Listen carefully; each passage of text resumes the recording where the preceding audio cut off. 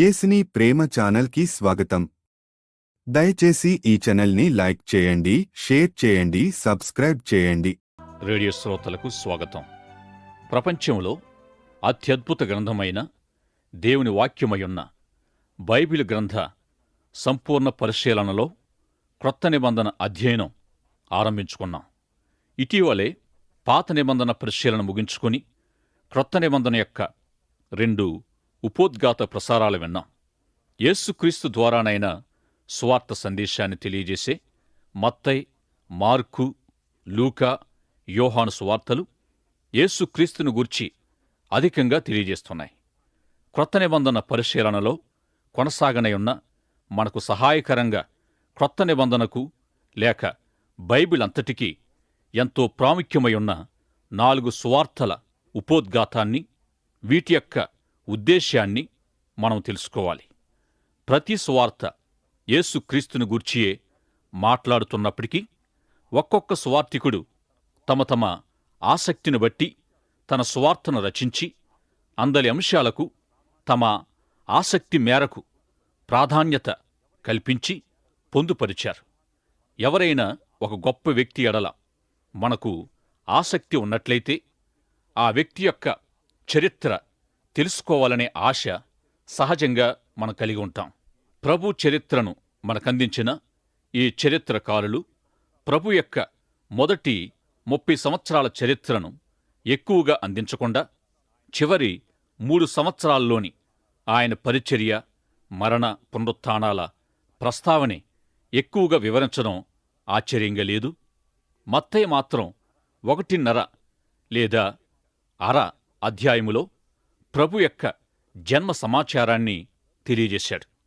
లూకా సువార్తలో మొదటి 2 అధ్యాయాల్లో ప్రభు పుట్టుకను గూర్చి మొదటి 30 సంవత్సరాల జీవితానికి సంబంధించిన ఒక చిన్న సంఘటన గూర్చి మాత్రమే లూకా తెలియజేశాడు. ఇక మార్కు, యోహానులు ప్రభు యొక్క జన్మ వృత్తాంతం మొదటి 30 సంవత్సరాల జీవితాన్ని గూర్చి అసలు ఏమీ తెలియచేయలేదు. మొదటి 3 సువార్తల్లోని 89 అధ్యాయాల్లో 4 అధ్యాయాలు ప్రభు పుట్టుక, 30 సంవత్సరాల జీవితాన్ని తెలియజేస్తున్నాయి. 85 అధ్యాయాల్లో ప్రభు యొక్క చివరి 3 సంవత్సరాల జీవితం, 27 అధ్యాయాల్లో ప్రభు చివరి వారం దినాల వివరణ తెలియచేయబడ్డాయి. యోహాను సువార్తలోని 21 అధ్యాయాల్లోని మొదటి 12 అధ్యాయాలు ఆయన 33.5 సంవత్సరాల జీవితాన్ని 13వ అధ్యాయం నుండి 21వ అధ్యాయం వరకు ప్రభు యొక్క చివరి వారాన్ని గూర్చి తెలియజేస్తున్నాయి. యోహాను సువార్తలోని చివరి సగభాగము ఆయన జీవితపు చివరి భాగాన్ని తెలియజేస్తుంది. ఈ 4 సువార్తికులు ప్రభు చరిత్రలోని మరణ, పునరుత్థానాలను ఆయన జీవితానికి ముఖ్యాంశంగా ఎరిగి ఉన్నారు. సాధారణంగా క్రైస్తవులు క్రిస్మస్కి ఎక్కువ ప్రాముఖ్యతనిస్తారు. ఆయన శిలువ మరణ, పునరుత్థానానికి తరువాత స్థానాన్నిస్తారు. ఈ 4 సువార్తికుల యొద్ద శిలువ మరణ, పునరుత్థానాల సందేశం అధికంగా ఉంది. ఈ సువార్తలు ఏమై ఉన్నాయో, వీటి యొక్క నిజమైన ఉద్దేశ్యం, ప్రయోజనం తెలియచేయబడడానికి యేసుప్రభు యొక్క శిలువ మరణ, పునరుత్థాన సంఘటనను అధికంగాను ఆయన జన్మ వివరాన్ని తక్కువగాను తెలియజేస్తున్నాయి. ఒక వ్యక్తి జీవిత చరిత్రలో అతని ప్రారంభం నుండి అన్ని దశలు ఇంచుమించు సమానంగా తెలియచేయబడతాయి. ఈ సువార్తలు యేసుప్రభు యొక్క చరిత్ర తెలియచేయడానికి ఉద్దేశించబడలేదు. వీటి పేరుకు తగినట్లుగా ఇవి సువార్తలే. ఒకానొక అతి ప్రాముఖ్యమైన శుభవార్త ఈ సువార్తల్లో ఉన్నందుకు ఇవి సువార్తలుగా పిలువబడ్డాయి. పాపులను రక్షించడానికి, ఈ లోక రక్షణ నిమిత్తం ప్రభు ఈ లోకానికి వచ్చాడనే శుభవార్త ఈ సువార్తల్లో ఇవ్వబడింది. మార్కు సువార్తలోనైతే ఆయన రావడం మాత్రమే చెప్పబడింది. ముందటి 30 సంవత్సరాలను గూర్చి మార్కు ఏమి మాట్లాడలేదు. ప్రభు యొక్క చివరి 3 సంవత్సరాల జీవితమే మానవ చరిత్రపై ఎంతో ప్రభావాన్ని చూపినందున మానవ చరిత్ర కాలమంతా క్రీస్తు పూర్వము, క్రీస్తు శకము అని 2 విభాగాలుగా విభజించబడింది. ఈ విధంగా యేసు ప్రభు యొక్క రాకడ ఈ లోకానికెంతో ప్రాముఖ్యము, అత్యవసరము అయ్యుంది. యోహాను సువార్తలోనైతే మొదటి 30 సంవత్సరాలు మరియు ఆయన జన్మాన్ని గూర్చి ఏమి చెప్పబడక, లోకపాపమును మోసుకొని పోవు దేవుని గొర్రెపిల్లగా పరిచయం చేయబడతాడు. ఈ విధంగా 2000 సంవత్సరాల క్రిందట ఈ లోక పాపాన్ని పరిష్కరించడానికి వచ్చిన యేసు ప్రభువును గూర్చి, ఆయన రాక యొక్క ఉద్దేశాన్ని గూర్చి సువార్తలు మనకు తెలియజేస్తున్నాయి. యేసు ప్రభు పుట్టుక, బాప్తిస్మము, అరణ్యములో శోధించబడుట, రూపాంతరం చెందుట, ఆయన శిలువ, శ్రమ, మరణ పునరుత్థానము, పరలోకానికి ఆరోహణము ఇవన్నీ వ్రాయబడినప్పటికీ మానవ రక్షణార్థమైన మరణ పునరుత్థానాలు విస్తరించి చెప్పబడ్డాయి. యోహాను సువార్తలో ఇంచుమించు సగభాగము ఆయన మరణ పునరుత్థాన విశేషాలే వ్రాయబడ్డాయి. లోకపాపము కొరకు దేవుని గొర్రెపిల్లగా శిలువలో మరణించడానికి, లోకపాపాన్ని తీసివేయడానికి ప్రభు ఈ లోకానికి వచ్చాడు. సువార్తలను మనము నిశితంగా గమనించినట్లయితే ఆయన రాక యొక్క ఉద్దేశ్యము, ప్రయోజనము, ఈ భూమిపై ఆయన పరిచర్య, ఉద్యమము మొదలైన విషయాలను అవగాహన చేసుకోగలం. తన పరిచర్యని గూర్చి ప్రభు అద్భుతమైన బహు వివరణ అయ్యున్న, ఎట్టి సందేహాలు లేని ఏకాభిప్రాయాన్ని కలిగి ఉంటూ వచ్చాడు. తాను చేయవలసిన పనుల విలువ నెరిగి క్రియ జరిగిస్తూ వచ్చాడు. యోహాను సువార్త 9వ అధ్యాయం 4వ వచనములో పగలున్నంత వరకు మనము దేవుని పని చేయాలని, రాత్రి రాబోతుందని, అప్పుడు మనం పని చేయలేమని చెప్పాడు. యోహాను సువార్త 4వ అధ్యాయం 34వ వచనములో తనను పంపిన వాని చిత్తము నెరవేర్చడమే ప్రభు యొక్క ఆహారమని తన శిష్యులకు యేసుప్రభువారు చెప్పాడు. ఇక యోహాను సువార్త 5వ అధ్యాయం 36వ వచనములో నేను చేస్తూ ఉన్న క్రియలు నేనేమై ఉన్నానో తెలియజేస్తున్నాయని తనతో వాదిస్తున్న వారికి ప్రభు తెలియజేశారు. ఆయన అప్పగింపబడడానికి ముందు ప్రభు గొప్ప వేదనతో రక్తస్వేదాన్ని కార్చి గెత్సెమనిలో ప్రార్థించినప్పుడు యోహాను సువార్త 17వ అధ్యాయం 4వ వచనములో తండ్రితో, భూమి మీద నిన్ను మహిమపరిచాను, నీవు నాకప్పగించిన పనిని సంపూర్ణంగా నెరవేర్చాను అని ప్రార్థించారు. ఈ యోహాను సువార్త 17వ అధ్యాయములోని ప్రార్థనంతటికీ 4వ వచనం చాలా ప్రాముఖ్యమైనది. యేసు ప్రభు మనకందరికీ అనుసరణీయమైన మాదిరి జీవితాన్ని జీవించారు. దేవుడు తనకప్పగించిన పనులన్నీ ఆయన చేశారు. దేవుని మహిమపరిచి దేవుణ్ణి సంతోషింపచేయాలనే సత్యాన్ని మనము నమ్ముచున్నాం. మనము దేవుణ్ణి మహిమపరచాలని మనకు తెలుసు. అయితే అదెట్లు చేయగలం? నీవు నాకిచ్చిన పనిని నెరవేర్చడం ద్వారా నిన్ను మహిమపరిచాను అని పరిపూర్ణమైన తన జీవిత చివరి దశలో ప్రభువు తండ్రికి తెలియజేస్తూ ఉన్నాడు. అనేక సంవత్సరాల క్రిందట గొప్ప విద్యావంతుడైన జిమ్ ఇలియట్ అనే మిషనరీ సువార్తికుడు ఈక్వెడార్ ప్రాంతములో మిషనరీగా తన 4 స్నేహితులతో వెళ్ళాడు. అయితే ఆ ప్రాంతీయులు అతన్ని, అతని స్నేహితులను పట్టుకొని చంపేశారు. తరువాత వారు ఆ మృతదేహాల్ని అడవిలోని నీటి మడుగులో పడవేశారు. చేపలు ఆ దేహాల్ని తినివేశాయి. అస్థిపంజరాలు మిగిలాయి. అవి చూస్తున్న వారికి జిమ్ ఇలియట్ యొక్క దినచర్య పుస్తకం దొరికింది. అందులో ఇలియట్ ఏమి వ్రాశాడంటే, సమయం వచ్చినప్పుడు మరణించడం కూడా దేవుని సంకల్పాల్లో ఒక భాగంగా మనం గుర్తించాలి అని. ఈ విధంగా ప్రతి ఒక్కరూ దేవుని చిత్తానుసారంగా దేవుని పిలుపు మేరకే మరణించాలి. ప్రభు ఇదే విషయాన్ని శిలువలో సమాప్తమైనది అని చెప్పాడు. ఈ విధంగా ప్రభు తనకప్పగింపబడిన ప్రతి పనిని నెరవేర్చాడు. తండ్రిని మహిమపరిచాడు. తాను జీవించినప్పుడు ప్రభు దినదినము తండ్రికి లెక్క అప్పగించాడు. ఇక సువార్తల్లోని మరొక ముఖ్యాంశం రూపాంతర కొండ అనుభవం. క్రొత్త నిబంధన, పాత నిబంధనల కలయిక, యేసు ప్రభు, మోషే, ఏలియాల సభ. ఇక ప్రభుతో పాటు పేతురు, 2 శిష్యులు ఉన్నారు. పేతురు ఆ సమయంలో ఏమి మాట్లాడాలో తెలియక ఏదో మాట్లాడేశాడు. అది పేతురు విధానం. మనం ఇక్కడ ఉంటే బావుంటుంది, మేము మీ ముగ్గురికి 3 ఇండ్లు కడతాము అంటూ ఉన్నాడు. నిజానికి ఏం మాట్లాడాలో తెలియకే ఏదో మాట్లాడాడు.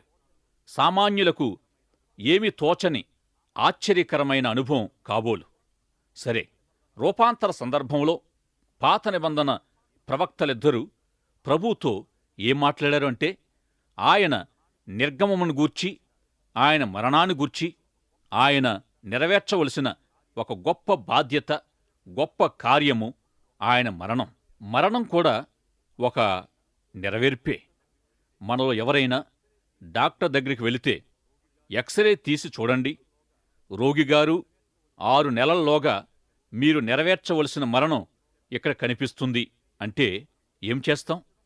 అయితే యేసు ప్రభు మరణించడం కూడా ఆయన నెరవేర్చవలసిన గొప్ప కార్యాల్లో మహా గొప్పదయ్యుంది. ఈ విధంగా దేవుడు మనల్ని సృజించిన ఉద్దేశాన్ని తెలుసుకున్నామా? ఆయనను మహిమపరచవలసిన బాధ్యతను మనం గుర్తించామా? మన ఎడల ఆయన సంకల్పాన్ని, మరణం వరకైనట్టి మన బాధ్యతను మనం గ్రహించామా? ఇత్యాది ప్రశ్నలకు మనము సమాధానం చెప్పాలి. తండ్రి, నేను నిన్ను భూమి మీద మహిమపరిచాను, నీవు నాకిచ్చిన పని ముగించాను, నీ చేతికి నా ఆత్మను అప్పగిస్తున్నాను అనే అనుభవానికి రాగలిగామా? ఒక్కసారి ఆలోచించండి. తండ్రి తనకిచ్చిన పనిని సంపూర్ణంగా నెరవేర్చడమే క్రీస్తు యొక్క పరిచర్య అయ్యుంది. అనేక సంవత్సరాల క్రిందట వుడ్వర్డ్ డిక్ అను గొప్ప దైవజనుడు ప్రమాదవశాత్తు ఇంచుమించు మరణదశకు సమీపించాడు. అయితే నిజానికి అతడు ఆ సమయంలో మరణించడానికి ఇష్టపడలేదు. ఎవరిష్టపడతారు? ఆ ప్రమాదం ఎలా సంభవించిందంటే, తన స్నేహితుడైన ఒక నావికాధికారి వుడ్వర్డ్ డిక్కుకు తన కారును కొంతకాలం ఉంచమనిచ్చాడు. ఆ కారు యొక్క ఇంజిను ఎంతో శక్తివంతమైనది. రహదారిపై వేగంగా వస్తూ ప్రక్కకు త్రిప్పబోతున్న ఒక చోట నడిపించే చక్రం బహుశా అదుపు తప్పి ఆయన కారు మరొక పెద్ద వాహనాన్ని ఢీకుంది. ఆయన బూటు ఒకటి పగిలిపోయి కారు క్రింద భాగములో ఇరుక్కుపోయింది. అయితే తిరిగి ఎలాగో వదిలై ఆయన క్రింది పడిపోవడం జరిగింది. మళ్లీ లేచి పడిపోయిన తన వస్తువుల్ని పోగు చేసుకుంటూ ఉండగా కొన్ని పుస్తకాలు బైబిల్ పైకి తీస్తున్నంతలో నేనెందుచేత ఏ విధంగా క్రైస్తవుడని అనే ఒక శీర్షిక అతను కనిపించింది. ఇక ఆ ప్రమాద స్థితిలో ఉన్న వుడ్వర్డ్ డిక్ గారు మరణానికి భయపడలేదు గాని ప్రతి మనిషి నెరవేర్చవలసిన పరమార్థపు స్థాయికి తాను కూడా చేరుకునే వరకు జీవించాలని ఆశించాడు. 4 సువార్తలను పరిశీలిస్తూ ప్రభు జీవితాన్ని గూర్చి అర్థం చేసుకునేవారికి ప్రభు చేసిన క్రియలు, ఆయన నెరవేర్చి సంపూర్ణపరిచిన బాధ్యతలు ఏమై ఉన్నాయి అనే ప్రశ్న వస్తుంది. తండ్రి చేత ప్రభువుకు అప్పగించబడిన పనుల్లో తాను నెరవేర్చిన శిలువ మరణం అతి ప్రాముఖ్యమైనది. సువార్తల్లో ఆయన మరణానికి ఇవ్వబడిన స్థానాన్ని బట్టి ఆయన పరిచర్యలో ఆయన మరణం ఒక ప్రాముఖ్యమైన భాగం. శిలువ పైని ప్రభు వేలాడుతూ చివరిలో ఆయన సమాప్తమైనదని చెప్పి, తండ్రి, నీ చేతికి నా ఆత్మను అప్పగిస్తున్నానని పలికి ప్రాణం విడిచారు. ఆ విధంగా ఆయనకు తండ్రి అప్పగించిన దానంతటినీ నెరవేర్చారు. పాత నిబంధనను క్షుణ్ణంగా చదివేవారు క్రొత్త నిబంధనను ఎంతో మెచ్చుకుంటారు. తన సృష్టి అయిన మనిషిని దేవునితో సమాధానపరిచే ఉద్దేశాన్ని దేవుని వాక్యము లేక పాత నిబంధన వ్యక్తపరుస్తుంది. లేవియాకాండము, సంఖ్యాకాండము, ద్వితీయోపదేశ కాండాల్లోని బలులు, అర్పణలు, నైవేద్యాలు మొదలైనవి ఒకానొక ప్రాముఖ్యమైన దేనినో సూచిస్తున్నాయి. తమ పాపాలకు ప్రాయశ్చిత్తార్థంగా బలి అర్పించే విధానాన్ని దేవుడే ఏర్పాటు చేశాడు. అట్టి అర్పణల్లో ప్రాముఖ్యమైనది నిర్దోషమైన గొర్రెపిల్ల. ఈ లోకం కొరకు మరణించడానికి వధించబడిన దేవుని గొర్రెపిల్లగా రానయున్న యేసు ప్రభువును ఇశ్రాయేలు అర్పించే ఆ గొర్రెపిల్ల సూచిస్తుంది. ఈ గొర్రెపిల్ల అర్పణ దేవునితో మనిషి సమాధాన పడడం కొరకు పాప ప్రాయశ్చిత్తానికి అర్పించబడుతూ వచ్చింది. పాపులకు దేవునితోటి సమాధానం ప్రకటించబడుతూ వచ్చింది. అయితే యేసు ప్రభువును ప్రత్యక్షపరిచిన క్రొత్త నిబంధన ఆయన రాకతో పాత నిబంధన బలుల అర్థం నెరవేర్చబడిందనే సత్యాన్ని రుజువు చేస్తుంది. శిలువపై ప్రభువు నెరవేర్చిన కార్యాన్ని విమోచన కార్యమని మనం అంటున్నాం కదా. విమోచన అంటే ఏమిటి? గతములో మనం రూతు గ్రంథాన్ని ధ్యానించినప్పుడు ఆ గ్రంథములో ఇమిడి ఉన్న విమోచనకు వెనుకకు తిరిగి తెచ్చుట అనే అర్థాన్ని మనం చూశాం. బహుశా అమ్మబడిన దాన్ని తిరిగి కొనడం కూడా విమోచన కాగలదు. అన్యురాలైన రూతు బోయజను వివాహమారిన సంఘటనను రూతు గ్రంథములో మనం చూస్తాం. యూదుడైన బోయజుతో వివాహము ద్వారా రూతు దేవుని జనాంగములో చేర్చబడింది. ఆమెకు గతములో వివాహమై భర్త చనిపోయిన కారణంగా మరియు పిల్లలు లేని కారణంగా విమోచన ధర్మము అనే ధర్మశాస్త్ర చట్ట ప్రకారం ఆమెకు దేవుని ప్రజలలో స్థానము లభించింది. ఆమె భర్త వంశానికి చెందిన సమీప బంధువు అయిన బోయజుచే రూతు తిరిగి కొనబడింది. ఆ విధంగా కొనబడిన ఆ స్త్రీ యొక్క రుణాలన్నీ ఆ సమీప బంధువు తీర్చాలి. ఒక కాగితాల చుట్టపై వ్రాయబడి ఉండే అప్పుల జాబితా ముందుగా విమోచకునికి చూపించరు. అయితే ముందుగా ఈ విమోచకుడే మొదట తన ఉద్దేశాన్ని, తన ఆస్తిపాస్తులు లేక ఆమెను విమోచించడానికి తగినట్టి తన అర్హతలన్నిటినీ అతడు సభకు తెలియచేయాలి. అప్పుడే ఆమె విమోచనానికి కాగల ఖర్చు మొత్తాన్ని లెక్కల ప్రకారము అతనికి తెలియజేస్తారు. ఈ విధంగా పాపి యొక్క విమోచకుడు ప్రభువై ఉన్నట్టుగా మనం బైబిల్లో చూస్తాం. ఈ విధంగానే యోబు ప్రభువును తన విమోచకుడని పిలిచాడు. ఆయన ఈ భూమి మీదకి రావడాన్ని గూర్చి కూడా యోబు ప్రవచించాడు. ప్రభు యొక్క మరణానికి ప్రత్యక్ష సాక్షులైన శిష్యులు ఆయన విమోచనాన్ని అంగీకరించారు. వెండి బంగారముల వంటి క్షయ వస్తువుల ద్వారా కాక అమూల్యమైన గొర్రెపిల్ల వంటి క్రీస్తు రక్తము ద్వారానే తాము విమోచించబడ్డామని పేతురు తెలియజేశాడు. గనుక యేసు ప్రభు శిలువపై నెరవేర్చిన మరణం మన కొరకైనట్టి విమోచన పరిచర్య అయ్యుంది. అతి ముఖ్యమైన ఈ శిలువ మరణంతో పాటుగా లేక అదనంగా మరికొన్ని పరిచర్యలు కూడా ప్రభు ప్రజల మధ్య నెరవేర్చారు. శుభశుక్రవారం మధ్యాహ్నం ప్రభు తన రక్షణ పరిచర్య నుండి పరలోకానికి వెళ్లారు. తన పరిచర్యను నెరవేర్చిన ప్రభు తన శిష్యులకు ముందుగానే తానే మార్గము, సత్యము, జీవమని తెలియజేశారు. దేవుని గొర్రెపిల్ల అయిన క్రీస్తే రక్షణ మార్గం. మరే విధంగానూ ఇట్టి దేవుని రక్షణను మనం అందుకోలేం. లేఖనాల ప్రకారం యేసు ప్రభు యొక్క శిలువ మరణమే పాపికి రక్షణ మార్గం. అపోస్తలుల కార్యాలు 4వ అధ్యాయం 12వ వచనములో ఆకాశము క్రింద ఇవ్వబడిన ఏ నామములోనూ రక్షణ లేదు, యేసు నామములో మాత్రమే పాపికి రక్షణ అని వ్రాయబడింది. దేవుణ్ణి చేరడానికి యేసే మార్గమని చెప్పబడిన సత్యం ప్రభు యొక్క విమోచన కార్యాన్ని లేక పరిచర్యను చూపిస్తుంది. నేనే సత్యమని ప్రభు చెప్పారు. ఈ సత్యము యేసు ప్రభు యొక్క బోధన పరిచర్యను తెలియజేస్తుంది. నేనే జీవము అని చెప్పబడింది. ప్రభు యొక్క అద్భుత పరిచర్యను ఈ మాట చూపిస్తుంది.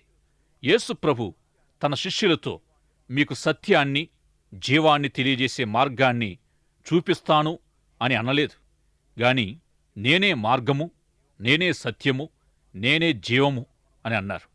ఇక సువార్తలను మనము పరిశీలిస్తూ ఉండగా సువార్తల్లో 1/3 స్థానాన్ని సంపాదించిన యేసు అద్భుతాలు, స్వస్థతలు మన దృష్టికి రాగలవు. యేసు ప్రభు యొక్క అద్భుత స్వస్థత నాలో ఏ విధంగా ఉంది అనే ఒక ప్రశ్న మనకు కలిగితే ఈ విషయంపై అపోస్తుల కార్యముల గ్రంథం దేవుని చిత్తాన్ని లేక మన శరీర స్వస్థత విషయంలో ఆయన సంకల్పాన్ని మనకు తెలియజేస్తుంది. క్రొత్త నిబంధనలో మరి ఒక్క చోట నేనెప్పుడు బలహీనుడనో అప్పుడే ప్రభువునందు బలవంతుడనని వ్రాయబడింది. వ్యాధిగ్రస్తులైన దేవుని బిడ్డల్లో ప్రతి ఒక్కరూ స్వస్థత నొందకపోవచ్చు.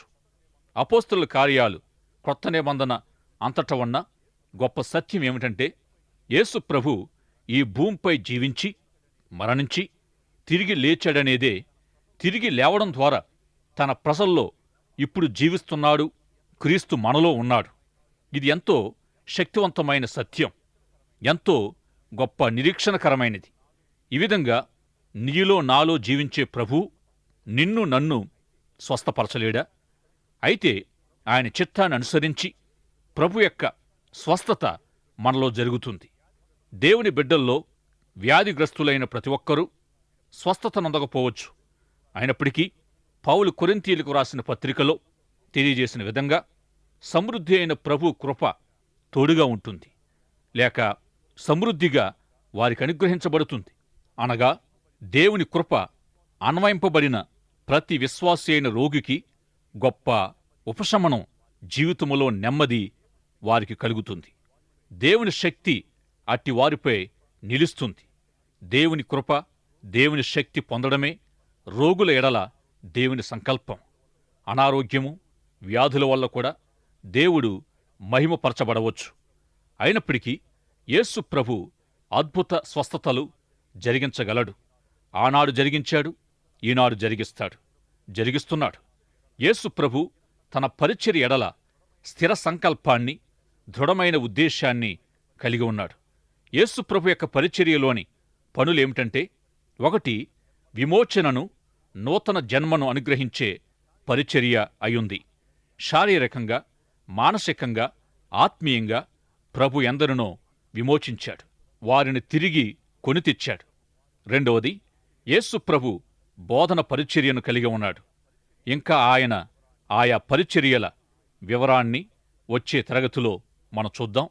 ప్రభు నేనే సత్యము అని తెలియజేసిన విషయాన్ని, ఈ సత్యము మన జీవితములో ఎటువంటి అర్థాన్ని ఇవ్వగలదో అనే విషయాన్ని వచ్చే తరగతిలో మనం ధ్యానిద్దాం.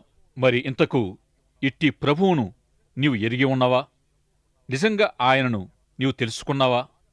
లేకపోతే మార్గము, సత్యము, జీవమయున్న యేసు ప్రభువును ఇప్పుడే తెలుసుకోవలసిందిగా ప్రేమతో మనం చేస్తున్నాను. ప్రార్థన చేసుకుందాం. ప్రేమ కలిగిన మా తండ్రి, ఇంతవరకు మీ వాక్యము ద్వారా మాతో మాట్లాడినందుకు వందనాలు. ఆత్మీయంగా నిర్జీవులమైన మమ్ములను బ్రతికించి సత్య మార్గములో మీ నిత్య మార్గానికి నడిపించుచున్న మీ ప్రియకుమారుడైన మా రక్షకుడైన యేసు క్రీస్తును మా కొరకు ఈ లోకానికి పంపినందుకు వందనాలు. ఈ సమయములో యేసు క్రీస్తునందు విశ్వాసముచ్చుచున్న ప్రియ శ్రోతలను విమోచించి నూతనపరచి మీ బిడ్డలుగా అంగీకరించుమని యేసు నామములో వేడుకొనుచున్నాము తండ్రి. ఆమెన్. దయచేసి ఈ ఛానల్ని లైక్ చేయండి, షేర్ చేయండి, సబ్స్క్రైబ్ చేయండి.